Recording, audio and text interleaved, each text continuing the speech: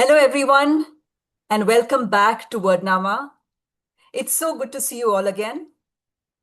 And this time we are back with our story of the month, and we are diving into The Chef by Andy Weir. So the story is set in what seems to be like a hospital room where we meet our character Doris, who is apparently a patient recovering from an accident. The story is in the form of a dialogue sequence, and through her conversation with the doctor, we try to piece together Doris's past, her relationship with her father, her journey into what she believes is her profession as a chef. But as the dialogues unfold, we feel that there is something shifty about Doris's narrative, something slightly off. The doctor's questions become more pointed and sharp. And we realize that what seems to be like a simple case of memory loss is in fact something more complex, which raises questions about identity, memory, and the way the mind protects itself. And with that, I would love to open the floor and ask all of you, how did you find the story? What stood out to you while reading it? And I would first like to invite Valley because she was the first one to join. So Valley, I welcome your thoughts about the story.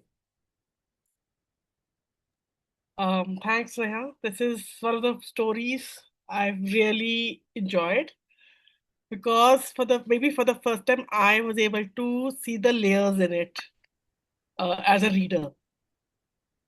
So, as you said, it's a simple hospital room scene, and you're just trying to figure out the setup and everything, and then suddenly something comes up which is just doesn't fit in the narrative. So for me, the first red flag it was no different at 11 than it is at 35. This is when she's talking about cooking. An 11-year-old child cooking and a 35-year-old woman cooking, and the person is saying there's no difference, does not, you know, does not seem right. So there's something amiss there. Then she says, the thing I was running away from was the only saleable skill I had. So what is this thing? Was what in my third reading, I realized there's a thing we have to find out. And the next was, I became a commodity. He claims to be a chef. How can a chef be a commodity? And I'll just read the next few lines.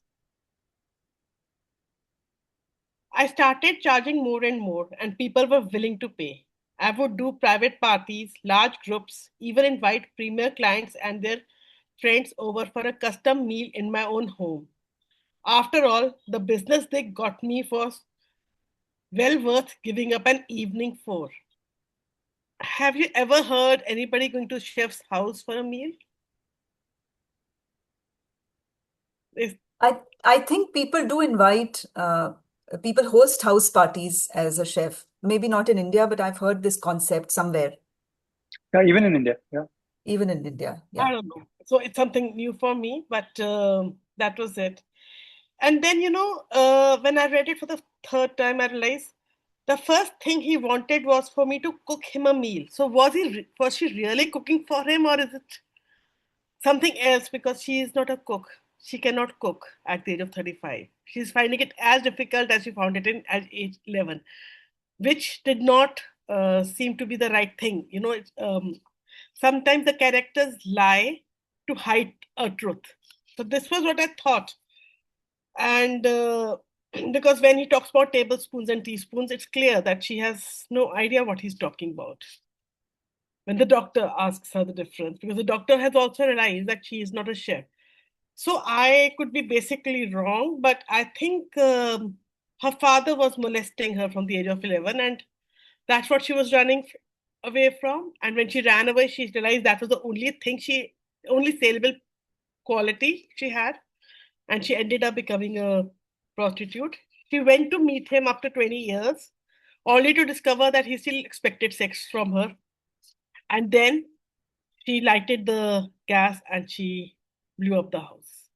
But now she's trying to, maybe she's remembering it a little bit, but if she's remembering and she's remembering she's supposed to lie, then, even in that, she is so strong that she knows where and how to lie to get away with it. So this layering, I really like, because there's nowhere, uh, it's never been clear, it's just that you lie. Because here the doctors say you transpose sex with cooking. They are two absolutely unrelated things for a profession. Yeah, that's what my take is.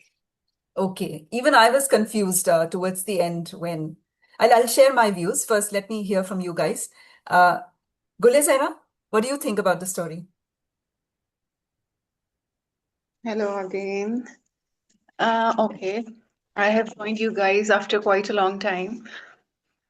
And at 3 o'clock, I was sitting, and all of a sudden, I reflect, oh my God, I have to read this story. And today we have a meeting. So when I opened the story, it was just one page, and I'm like, okay, thank God I'm saved. I can give it a quick read. Uh, and once I started reading it, I was amazed. Why have you guys picked it up? What's so special in it? And honestly, I was a completely non-suspecting reader. I was right down into it and wasn't suspecting anything at all. I was just reading it. Okay, it's a story. Okay, but some of the language kind of rang a bell in my mind, somewhere in my mind, but I wasn't, because I was so engrossed in reading. I said, okay, fine. That paragraph where she describes herself as a commodity, that was strange choice of words for a chef to pick. So yeah, I felt like, why is she so? Maybe because she was annoyed by her father, and that's why she was annoyed of the scale as well. So I thought maybe that's why. Even when he said that. You have transposed the word sex with cooking. Even then, I didn't suspect. I was like, okay, okay. And when he said that, now read it again, I had read that, there when he had said, like, okay, when he had mentioned sex, I was like, okay, this is going on. And when he at the end mentioned, now read it again, I realized, okay, then my mind started processing, okay, everything that has happened to her, where she was mentioning cooking, so this is it. That was quite shocking. But now, here, I'd like to mention that just yesterday I was reading this, the Rape Academy case, if you have heard of it. Because of all the, because of all the political scenario that's been going on, I'm following Al Jazeera a lot. I mean, the first thing I'm doing, I'm just waking up and seeing what's the update on Al Jazeera. So, side by side, I was seeing a thread that is 62 million, something like. I'm like, what is 62 million? That was being posted by many of the users, English users, mainly Americans or British, I don't know who. But I was like, okay, 62 million. I looked it up, and I googled this Rape Academy case, and it was actually quite a case, and it was carried out a crime in France, and it was basically an assault and sexual crime against women. So the man, whatever the details are, but when I was reading through it, the details were so grotesque that I couldn't process the, cruelty of what a human being is capable of. I was just reading through all of it. So, just like that, when I was reading this, I realized my mind had gone numb. Although I was reading it, but the horror was too much to process. So, just like reading this and reading that kind of stuff in real, maybe because us humans have done so many crimes against humanity that it's becoming very difficult for our brain to process it. The speed with which we are doing it, or the healing process in parallel, is quite slow. I mean, we don't see the goodness. Why should I invest in the world that is continuously moving towards anarchy and entropy? Why should I? I mean, a sane person is questioning that. I mean, you can ask, why should I invest in climate change to protect climate when there is so much destruction going on? Those who are the saviors, they are causing it. Similarly, when it comes to relations and the story as well, why should a person invest in something? So things like this, then the mind, I may come up with covers like using cooking as a substitute for what she was experiencing. That maybe that's the only way. This is the only way to avoid getting numb. Otherwise, in this way, maybe her emotions stayed alive so that she was able to come back and take revenge. And towards the end, I realized that maybe she's just pretending she knows everything already, and maybe she's charged with murder. That's why she's pretending and trying to get away with it, and maybe she's not just mental. So, yeah, that's the whole take of it on my part. Over to you, Sna. Great. Thank you so much. And I just love the fact that you're so aware about the goings on in the world and you always correlate the stories with those happenings. So great job, Kulazera. Nice interpretations. Okay, so now I move on to Nupur. I think you were the one who joined next. Let us know what you think about the story. Nupur, are you there? Yes, Yeah. yes. Oh, go ahead. So while I was reading the story, I was sure that there has to be some twist in the end. It can't be that simple that they're just talking about cooking and all that. But it really came as a shock to me that this was a real case, and they were talking about the girl was not a chef at all, and she was a sex worker according to like the whole story.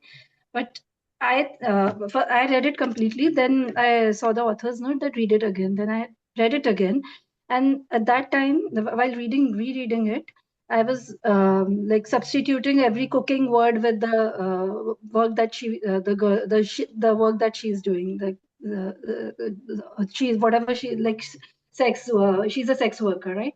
So I was just replacing the word with that, and it was like a very sad. I found it very sad. Like it was heart wrenching, twisting. Like I really felt very bad. And I think she had this mental condition since the beginning because she was assaulted by her father. It seems that she was assaulted by her father since the age of 11.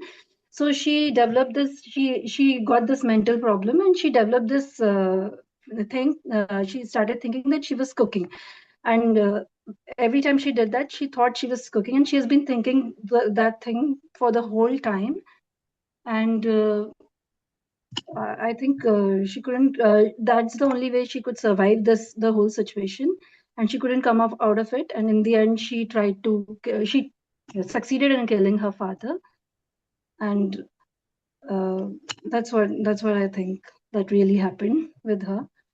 But I have some what is the doctor trying to say in the end when he says that I promise I'll get you through this? Like I was confused in that part. But what does how he'll get her through this? And one more thing, she was arrested for prostitution 7 times. So was prostitution illegal or what? I don't think that is illegal in many places. So why was she arrested? And I don't think she's pretending in the end. She is actually in that mental state. She has the disease. Maybe she has developed this mechanism that she's not doing sex and she's just cooking. Like she's doing involved in some other activity. And yeah, like, just a second. Yeah. That's what I thought. And like some on rereading it, and when I was replacing the word, that time I found it very like some lines were very. I didn't find them very good. Like they were really bad. They were really cruel. All the cruel things happened to her. I felt that way. Yeah, that's. Yeah, so some of us in the group as well, they found the story quite disturbing and they said that they don't have the headspace to discuss it with us. So I can understand the depth of the disturbance that the story caused, especially to the female members of the group. And you're right about the last part. You and Valley mentioned the same thing. Even I was confused when the doctor said When Doris screams and the doctor says that, I hope she remembers more tomorrow. So I thought it has already been revealed that she's a criminal and maybe she was faking memory loss. And by mistake, she's in the mental hospital. I thought that. But then again, when the memory loss was mentioned, I was confused that why is the author bringing that factor again? But then I realized that memory probably here refers to accessing the buried truth. So doctor is maybe just tracking her therapeutic progress because people with mental disorder do deal with fragmented memory problem. So that made the moment clearer to me. So maybe that is how we can process it. All right, let me hear from more of you. Jyotendra, what is your take? Yeah, sure. Like many others, I was also quite taken away when I was reading through the story. I was not suspecting anything this drastic to happen. But when things took turn, it took like a U-turn entirely.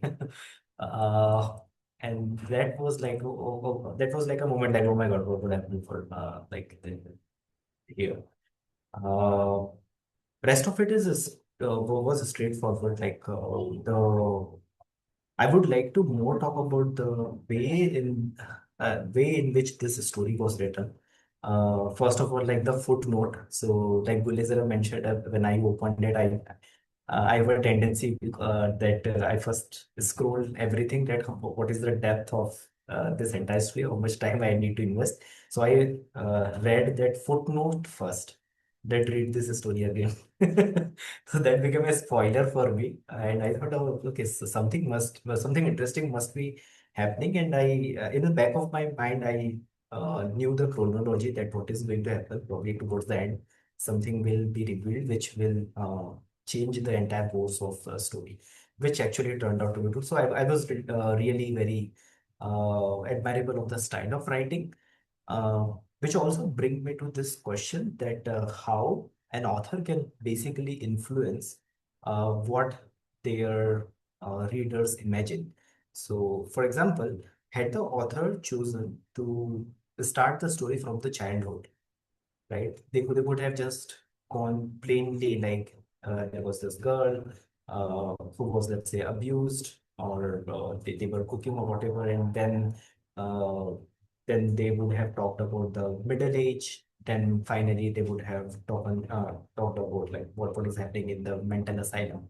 It would have been very well written like that, but they didn't choose to do that because they wanted to create the impact. So that shock was the impact of this story.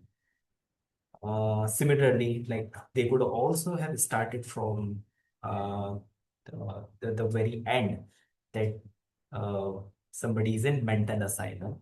Now they are trying to reveal certain layers. Uh, and frame of reference could honestly be very different if they had chosen this, because that might have revealed some sinister approach from the psychiatrist. It would have almost appeared that psychiatrist is trying to add layers to the memory, because they say that uh, um, so there is this particular line. He checked his notes 2 days ago. She didn't even remember the explosion at all. Yesterday, she remembered the explosion, but not that it was at her father's house. Tomorrow, she would remember more. He was sure of it. It is as if he's trying to add layers of memory, and it is very much possible to do. It's also done in several cases when someone has deliberately tried to rewrite the memory.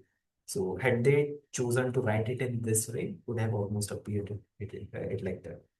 So yeah, I was exploring more about this idea. I also came across this idea when I was watching this movie Sarvam Maya. So it's a South Indian movie, and where a female teenager ghost falls in love with his with her exorcist, right? So there was a middle point in this movie where someone says that there are four types of ghosts, and the two type of ghosts are very dangerous. So just those two words, right? They kept me thinking that now something bad is going to happen to the protagonist. And I kept thinking about this through the entire movie. So that is implantation, deliberate thought implantation. So I found this idea really very funky, something which one can really try out in their writing. So it was fun reading. Uh, I was exploring more about this idea with AI, and it mentioned one similarity from Rumi's writing. So he has done a work called Masanavi. I'm not very sure about it. I haven't read it. It seems to be a thick volume of 6 books. So I just asked it to summarize for me. And that's a beautiful story, like taken from, I think, from the first volume, where the king purchases a slave girl uh, whom he falls in love into. But that woman loves a goldsmith, and in absence of that goldsmith, she falls ill. Uh, Now he asks his physician to bring that goldsmith. So when the goldsmith comes, uh, the woman's illness starts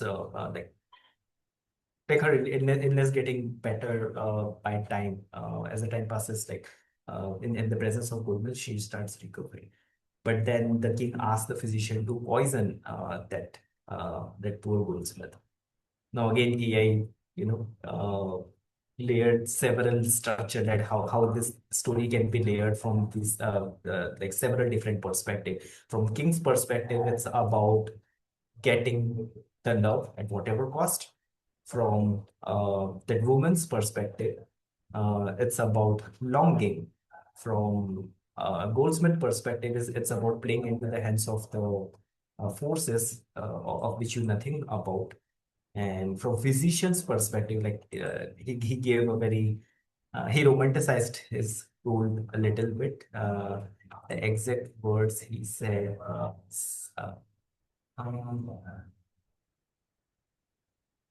yeah, yeah, it's okay. Yeah, from Ruby's perspective about Goldsmith is about it is like this, that the story is not about any of them, right? It is about the soul's attachment to transient things and how the divine physician removes those attachments sometimes through what appears to be cruelty. So what I'm trying to say is there were several layers into Rumi's story as well, and the meaning was entirely dependent on the perspective of the reader. What they want to take away from it, they took away from it. So really nice ideas to uh, play along in your writing, right? Yeah, that was my take. Yeah, you're right, Jyotendra. When I read the story again, I thought it's something about the counselor, the doctor. I thought he's deliberately trying to implant the memory and do something with the patient, because it was clear that she was transposing sex with cooking and all of that in the first read. But in the second read, when it said read again, so I thought it's something about the doctor, but I couldn't clear that thought. I mean, there was nothing about the doctor per se when I read it again. All right, so let's hear it from Ajay. Ajay, over to you. Yeah, thanks, Neha. Thanks, everyone. I think I got so many different perspectives from all of you. Um, First, actually, the story completely shocked me because in the first reading, I was like completely on a different track. And then the second time around, I began to gauge it and, get a sense of what's going on. So there were a couple of thoughts that came to me. One that, I began to try and put together an inventory of activities that I consider trusting. And cooking to me was cooking is nourishment, cooking, kitchen is safety, feeding is love. And so to me, the whole area of cooking, the whole introduction of her cooking for her father came from a space of almost reverse nurturance, child nurturing the father. And, as a craft from a literature perspective, from the craft perspective, how do you use trusted moral domains? Almost like how we have trusted IPs in the internet now. So are there these various domains that we call trusted domains? And if we write using those words, then automatically the reader is transported into what could be a trusted space. So that was the first thing that almost like the reader was being assigned, innocence, and was getting carried with it. So me as a reader, that was the first feeling that I got. I think the second layer, or the aspect that I think was important, was, I think, I realized how much we take our domestic space as a psychologically safe space. So to me, the whole words around what she was asked to do, the sadness about mother dying, and how young she was, and how father was actually behaving responsible by asking her to come in and be responsible in her own way. So it also struck me that how we create psychological safety in various territories, like maybe home could be one of them. There could be other such places which this story quietly fractured that belief that they can be so, and I know it's a lived experience for so many people, that they've had so many, and I know that a lot of women talk about this, I read about this, but even boys, even men. So I know that it's not always a safe space, but that's how it kind of came through. The third layer that struck me was that how quickly I accepted that uh, that skill is earned, and anything skillful is legitimate. So these are the two layers that I quickly put on. Think, oh, okay, cooking. So you learned it. So because you learned it and you became skillful, I think it's very respectable. And very quickly I got drawn into this. And I thought of those home chefs who invite people into their homes, and I said, wow, what a lovely career she's built. And the whole narrative was a career frame of how people build their careers. And so to that extent, the choicefulness of if it's a career you've got, then you must have chosen it, versus the aspect of you had no choice, you were a slave to what your father's desire was, and the abuse was what created what it did. So that was the other aspect. And yeah, and I think finally just the aspect of how trust is built on familiarity, and words, or relationships like father, the home, cooking, how all of that creates a sense of trust. And I kind of very powerfully felt that language was crafted to further enhance that sense of trust. So when that final line came, that read it again, it did get me. The trapdoor actually opened, and I went in there and looked at it very differently.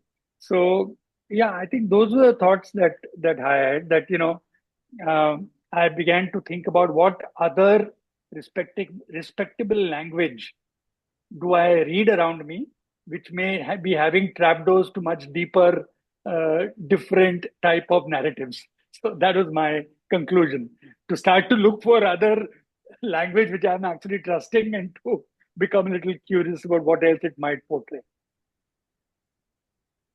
Great. Wonderful observations, Ajay. And I absolutely love your word choices. The trapdoor opened for me and I looked for something deeper and all. How do you craft that? I don't know. But yes, great interpretations. Okay, I would pass on the stage to Nibras, because your screen is open, and then Rahul, Tripti, we can hear them. Nibras, over to you.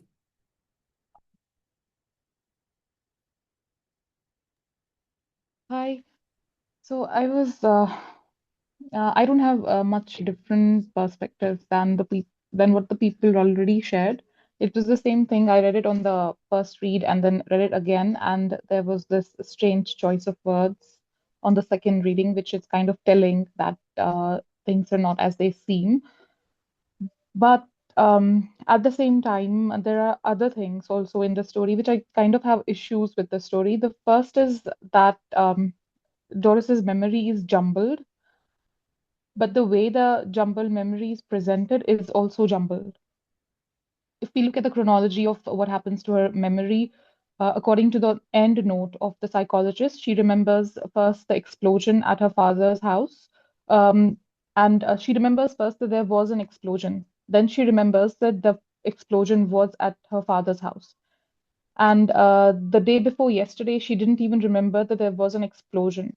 So from that, it looks like her recent memories are coming back first, and then she's remembering the rest of the things. So then, but when she talks to the doctor, she remembers things from her past in detail, about when her mother died, and then she started cooking for her father. So that I found like it was not clear to me exactly what kind of a memory problem she had. And then it was very peculiar that the abuse started when her mother died, and because we usually picture mothers in that nurturing role where they are cooking for the family, and then um, the author uses that thing, it replaces abuse with cooking. Why is abuse replaced with cooking in her memory if that is how she is remembering it, according to the psychologist? So why cooking only? And why did it start after her mother died? I mean, why did he suddenly become abuser after her mother died? And then there was this. I found that on the whole, the story has an unreliable narration. I mean, I'm not sure still by after the second reading if Doris is really not a chef, or if she is really the killer, if she really killed her father, because we're getting two perspectives in this story. There's Doris, who apparently has memory problems, so we cannot trust her. But then there is a psychologist who is not very clear about what kind of memory problems Doris has. And then all of his other observations also seem perfunctory, like he's very quick to judge her about not being a chef.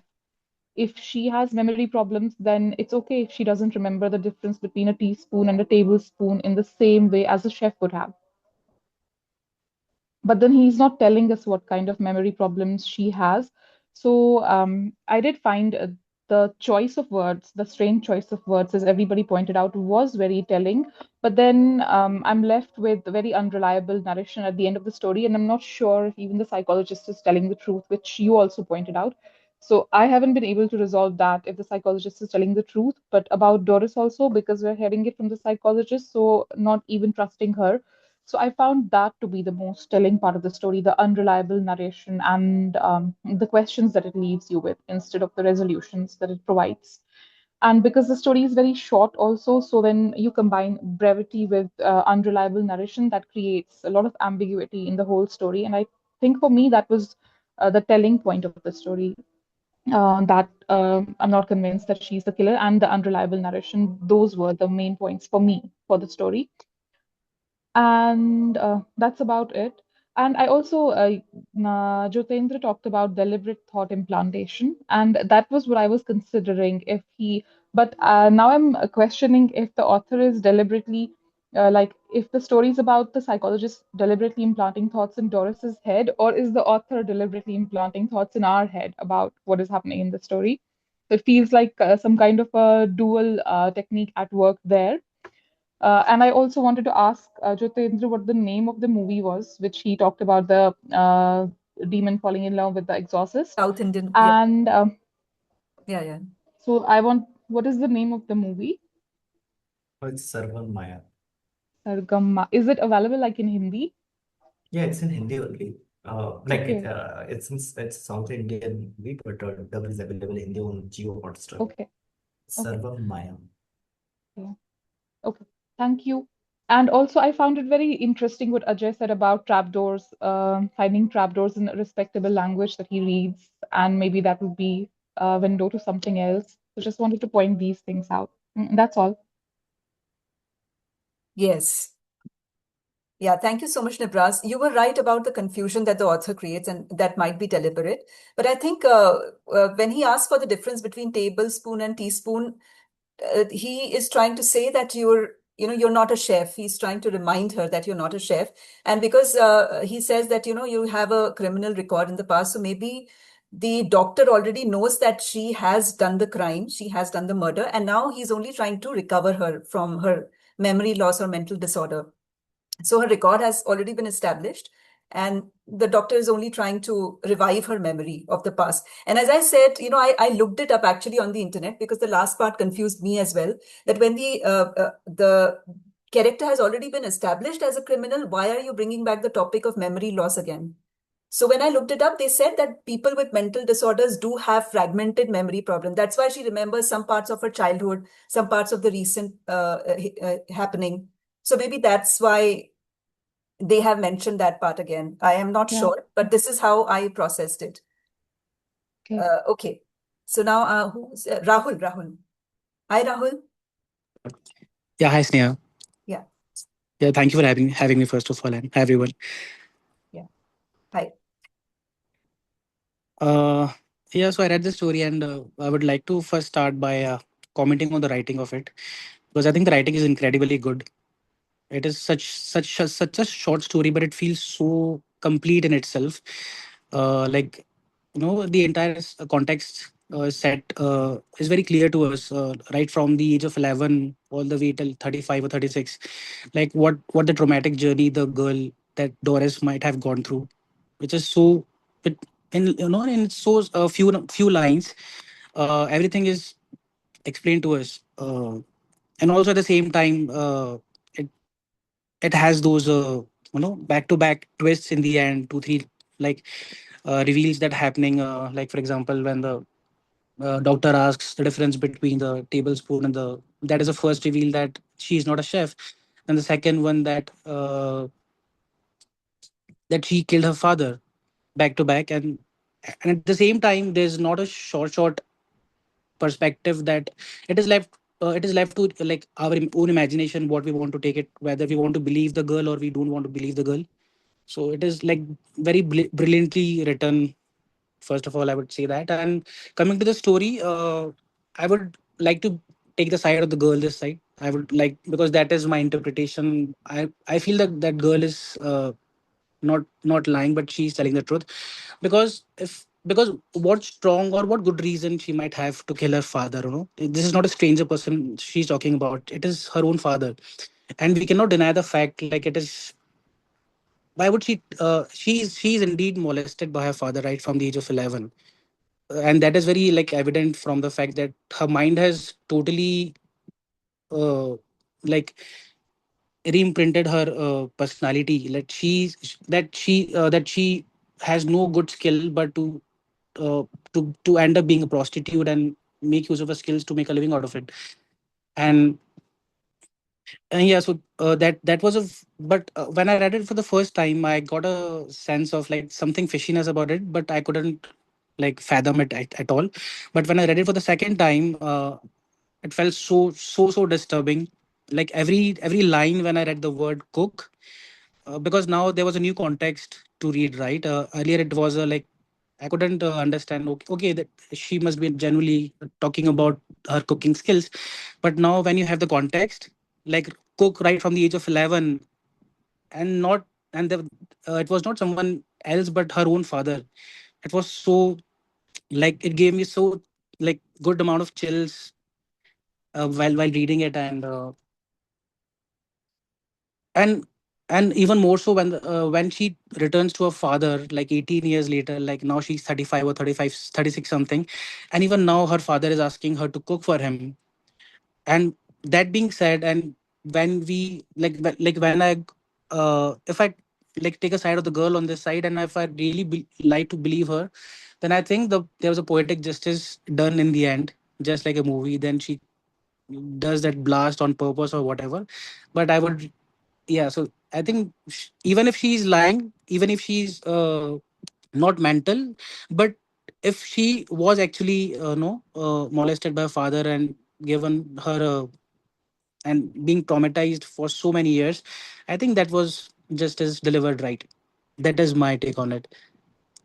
Yeah. And also, I would like to add one more point, like about the writing again. Like, there's a movie. I'm not sure how many of you have seen it. It's a Hollywood movie called The Sixth Sense.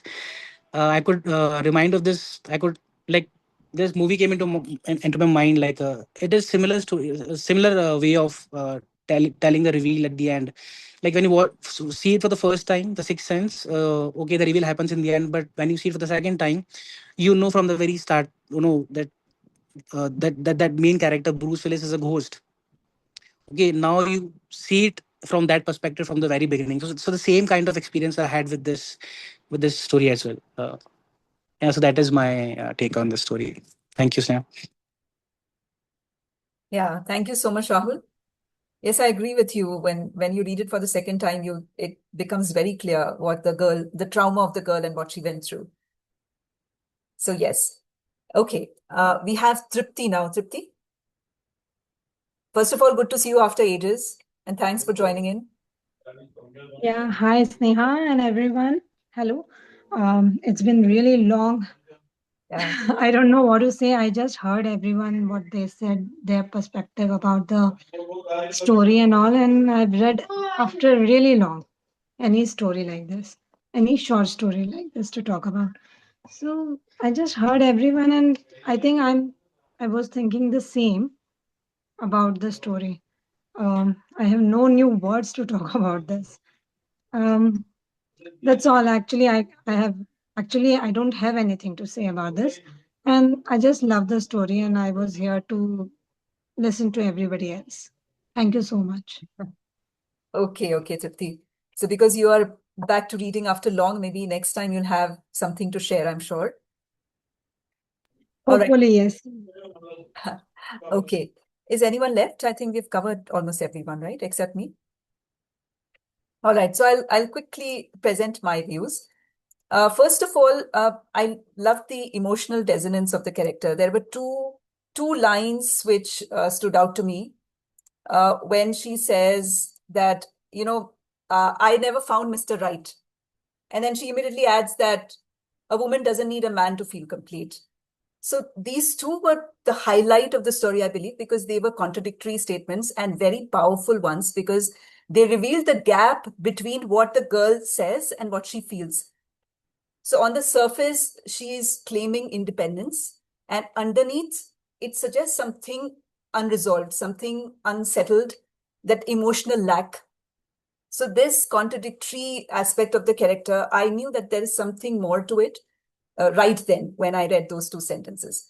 The second observation was, how identities are shaped by our very strong childhood experiences. So when Doris tells the doctor about how she was forced into cooking, how she resented her father, it explains how she started defining herself through these experiences. She internalized that role so deeply that she felt it's the only thing she could do. And that's the only thing she became. And even after she left home and she turned 18, she carried that identity with her as if she's almost inherited that identity and not chosen it herself. So this was the second thing that stood out. It was almost like a moral lesson for all of us that our childhood experiences are something that is too repetitive in childhood, something which is too familiar, something that is tied to our survival that tends to shape our identity. So this was my second interpretation, the lesson basically. And of course, I found it very fascinating how she transposed, as all of us have already mentioned here, how she transposed sex with cooking. Contrary to what Ajay said, I believe that, that's a very fascinating transposition because cooking is associated with, it's a very traditionally feminine role, and it is associated with care and service. So when she tries to replace her trauma with something more socially acceptable, her mind tries to turn something deeply disturbing into something normal. So maybe that is why, and sex and cooking both are related to, basically satisfying hunger, physical or emotional. So I believe that was quite a natural metaphor or natural transposition that she used for her to feel better in the society, to become more socially acceptable. That's how I interpreted it. The third thing was, it also highlights, the story also highlights that people who are raised in difficult environments, they mature fast, they grow up faster. Because this girl at the age of 11, she could sense her father's arrogant presumption. And that shows kind of premature emotional awareness. So that was another observation.